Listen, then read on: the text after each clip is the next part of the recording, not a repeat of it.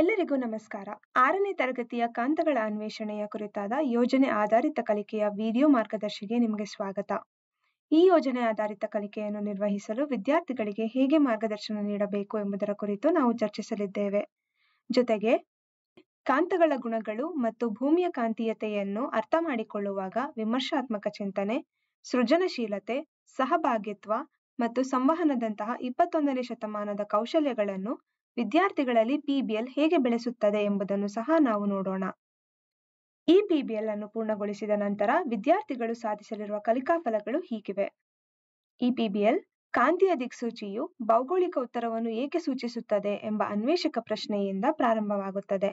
ಈ ಪ್ರಶ್ನೆಯು ವಿದ್ಯಾರ್ಥಿಗಳಲ್ಲಿ ಕುತೂಹಲವನ್ನು ಕೆರಳಿಸುತ್ತದೆ ಮತ್ತು ಅವರನ್ನು ಅವಲೋಕಿಸಲು, ವಿಶ್ಲೇಷಿಸಲು ಮತ್ತು ಪರಿಕಲ್ಪನೆಗಳಿಗೆ ಸಂಬಂಧ ಕಲ್ಪಿಸಲು ಪ್ರೇರೇಪಿಸುತ್ತದೆ. ಇದು ಆರಂಭದಿಂದಲೇ ವಿಮರ್ಶಾತ್ಮಕ ಚಿಂತನೆಯನ್ನು ಬೆಳೆಸಲು ನೆರವಾಗುತ್ತದೆ. ವಿದ್ಯಾರ್ಥಿಗಳು ತಮ್ಮ ಮೊದಲ ಚಟುವಟಿಕೆಯನ್ನು ತಮ್ಮ ಮನೆಯಲ್ಲಿನ ಕಾಂತೀಯ ವಸ್ತುಗಳನ್ನು ಅನ್ವೇಷಿಸುವುದರಿಂದ ಪ್ರಾರಂಭಿಸುತ್ತಾರೆ. ಅವುಗಳ ಸಹಾಯದಿಂದ ಒಂದು ಕಲಾಕೃತಿಯನ್ನು ರಚಿಸಲು ಪ್ರಯತ್ನಿಸುತ್ತಾರೆ. ಹಾಗೆಯೇ ಕಲಾಕೃತಿಯನ್ನು ರಚಿಸಲು ಅವರು ವಸ್ತುಗಳನ್ನು ಆಯ್ಕೆ ಮಾಡುವಾಗ ಅವರ ವಿಮರ್ಶಾತ್ಮಕ ಚಿಂತನೆ ಸಹಾಯ ಮಾಡುತ್ತದೆ. ಹಾಗೆ ವಸ್ತುಗಳನ್ನು ಹುಡುಕಲು ತಮ್ಮ ಪರಿವಾರದವರ ಅಥವಾ ಸ್ನೇಹಿತರ ಸಹಾಯ ಪಡೆದಾಗ ಅವರಲ್ಲಿ ಸಹಭಾಗಿತ್ವದ ಕೌಶಲ್ಯ ವೃದ್ಧಿಯಾಗುತ್ತದೆ. 2ನೇ ಚಟುವಟಿಕೆಯಲ್ಲಿ ವಿದ್ಯಾರ್ಥಿಗಳು ಕಾಂತಗಳ ಗುಣಗಳನ್ನು ಅನ್ವೇಷಿಸುತ್ತಾರೆ. ಅವರು ತಮ್ಮ ಮನೆಯ ಯಾವುದಾದರೂ ಒಂದು ಕೋಣೆ, ಉದಾಹರಣೆಗೆ ಅಡುಗೆ ಮನೆಯಲ್ಲಿ ಆಯಸ್ಕಾಂತಗಳ ಉಪಯೋಗಗಳನ್ನು ಗುರುತಿಸಿ ಪಟ್ಟಿ ಮಾಡುತ್ತಾರೆ. ನಂತರ ದಂಡಕಾಂತಗಳೊಂದಿಗೆ ಪ್ರಯೋಗಗಳನ್ನು ಮಾಡಿ ಅವುಗಳ ಕಾಂತೀಯ ಗುಣಗಳನ್ನು ಅನ್ವೇಷಿಸುತ್ತಾರೆ. ಇದು ವಿಮರ್ಶಾತ್ಮಕ ಚಿಂತನೆಯನ್ನು ಒಳಗೊಂಡಿರುತ್ತದೆ.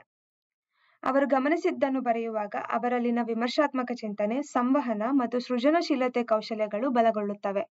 ಒಂದು ಕಾಂತವನ್ನು ಸೃಷ್ಟಿಸಬಹುದೇ ಎಂಬ ಸ್ವಾವಲೋಕನ ಪ್ರಶ್ನೆಗಳನ್ನು ಉತ್ತರಿಸುವಾಗ ವಿದ್ಯಾರ್ಥಿಗಳ ಪರಿಕಲ್ಪನಾ ಜ್ಞಾನ ಹೆಚ್ಚಾಗುತ್ತದೆ ಮತ್ತು ವಿಮರ್ಶಾತ್ಮಕ ಚಿಂತನೆ ಮತ್ತು ಸಂವಹನದಂತಹ ಕೌಶಲ್ಯಗಳು ವೃದ್ಧಿಯಾಗುತ್ತದೆ.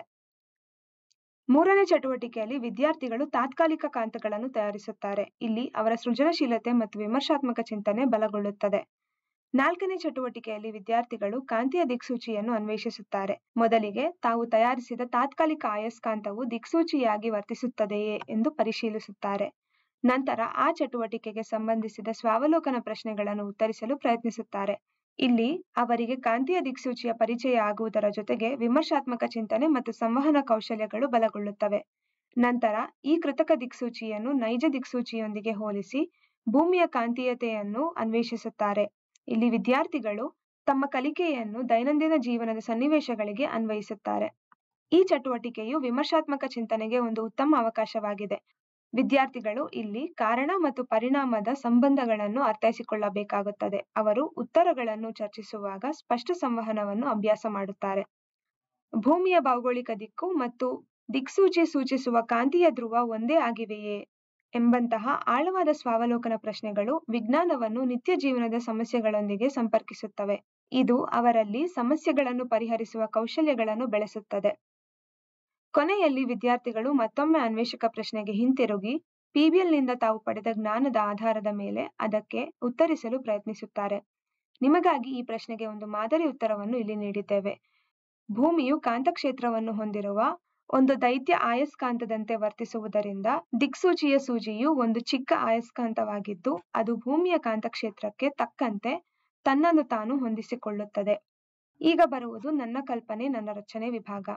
ಈ ಜಾಗವು ವಿದ್ಯಾರ್ಥಿಗಳಿಗೆ ತಮ್ಮ ಆಲೋಚನೆಗಳನ್ನು, ಪ್ರಶ್ನೆಗಳನ್ನು ಮತ್ತು ಕಲಿಕೆಯನ್ನು ವ್ಯಕ್ತಪಡಿಸಲು ಅವಕಾಶ ನೀಡುತ್ತದೆ.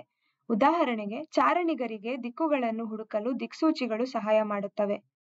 ಹಾಗೆ ಆಯಸ್ಕಾಂತಗಳು ಎಲ್ಲಾ ಲೋಹಗಳನ್ನು ಏಕೆ ಆಕರ್ಷಿಸುವುದಿಲ್ಲ ಎಂಬಂತಹ ಹೊಸ ಪ್ರಶ್ನೆಗಳನ್ನು ಬರೆದುಕೊಳ್ಳುತ್ತಾರೆ. ಇದು PBL ಹೇಗೆ ಕುತೂಹಲಕ್ಕೆ ಪ್ರೇರಣೆ ನೀಡುತ್ತದೆ ಎಂಬುದನ್ನು ತೋರಿಸುತ್ತದೆ. ಕೊನೆಯದಾಗಿ 10 ಸ್ವ-ಮೌಲ್ಯಮಾಪನ ಪ್ರಶ್ನೆಗಳು ವಿದ್ಯಾರ್ಥಿಗಳಿಗೆ ತಮ್ಮ ಪ್ರಗತಿಯನ್ನು ಅವಲೋಕಿಸಲು ಸಹಾಯ ಮಾಡುತ್ತವೆ. ಈ ಕಲಿಕಾ ಚಕ್ರವು ಭವಿಷ್ಯದ ಸವಾಲುಗಳನ್ನು ಎದುರಿಸಲು ಬೇಕಾದ 21ನೇ ಶತಮಾನದ ಕೌಶಲ್ಯಗಳನ್ನು ಅವರಿಗೆ ಒದಗಿಸುತ್ತದೆ. ಇದಿಷ್ಟು ಇವತ್ತಿನ ವಿಡಿಯೋ ಮಾರ್ಗದರ್ಶಿ. ಈ PBL ಕೇವಲ ವಿಜ್ಞಾನದ ಬಗ್ಗೆ ಅಲ್ಲದೆ ವಿದ್ಯಾರ್ಥಿಗೆ ತಾನೊಬ್ಬ ವಿಜ್ಞಾನಿಯಂತೆ ಯೋಚಿಸುವಂತೆ ಮಾಡುತ್ತದೆ.